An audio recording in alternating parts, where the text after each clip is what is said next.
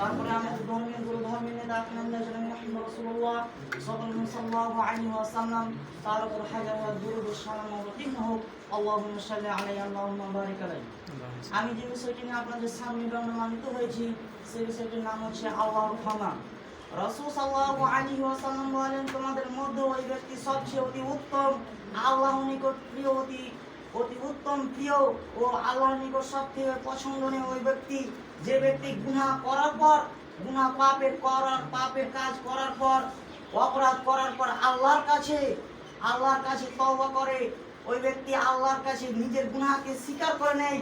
নিজের গুনাহকে স্বীকার করার পর এবং মহান আল্লাহ রাব্বুল আলামিন নিজের গুনাহকে স্বীকার করে নেওয়ার পরে মহান আল্লাহ রাব্বুল আলামিন আনন্দিত হয়ে সেই ব্যক্তিকে ক্ষমা করে দেন, মাফ করে দেন।